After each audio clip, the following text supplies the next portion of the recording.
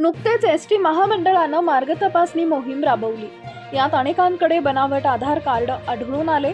यामुळे अधिकाऱ्यांनी आता आधार कार्ड सरकार स्कॅन करणार आहे ते बनावट आढळल्यास आतापर्यंतच्या प्रवासांचा खर्चाचा बोजा सातबारावर टाकणार असल्याची हवा केली।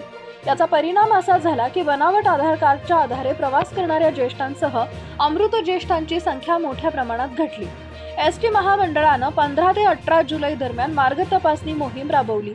यात महिला सन्मान योजना, ज्येष्ठ, अमृत ज्येष्ठ, दिव्यांग तसेच विद्यार्थी पासेसच्या प्रवाशांची तपासणी केली। या योजनांचा लाभ घेण्यासाठी काही जण बनावट आधार कार्डासह दिव्यांगांच्या प्रमाणपत्राचा आधार घेत असल्याच्या तक्रारी आल्या होत्या। यामुळे 15 ते 18 जुलै दरम्यान ही विशेष मोहीम हाती घेतली होती।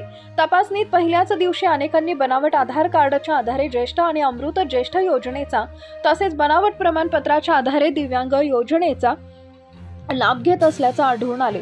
या पथकानं अनेकांवर कारवाई केली। दरम्यान आधार कार्डवरील जन्मतारीख पाहून तिकीट देण्याच्या सूचना असल्यामुळे वाहक कार्डाच्या आधारे तिकीट देण्याचं काम करतात। नेमका याचाच गैरफायदा घेत बनावट आधार कार्ड बनवून अनेक जण योजनांचा लाभ घेत असल्याचं या तपासणी दरम्यान समोर आले। अधिकाऱ्यांनी पहिल्याच दिवशी केलेल्या हवाहवाईचा परिणाम तपासणी दरम्यान आढळून आलाय। प्रत्येक मार्गावर 70% प्रवासी विविध योजनेतून प्रवास करत होते, परंतु पहिल्या दिवशी केलेल्या प्रयोगामुळे बनावट ज्येष्ठ आणि अमृत ज्येष्ठांची संख्या मोठ्या प्रमाणात घटल्याचं दिसून आले।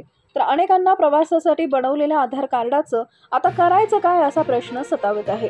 अर्ध्यातून प्रवास रद्द दरम्यान यापुढे असे प्रकार होऊ नयेत म्हणून तपासी अधिकाऱ्यांची आता ज्येष्ठ, अमृत ज्येष्ठांचा आधार कार्डाचे तसेच दिव्यांगांच्या प्रमाणपत्राचं सरकार स्कॅनिंग करणार आहे।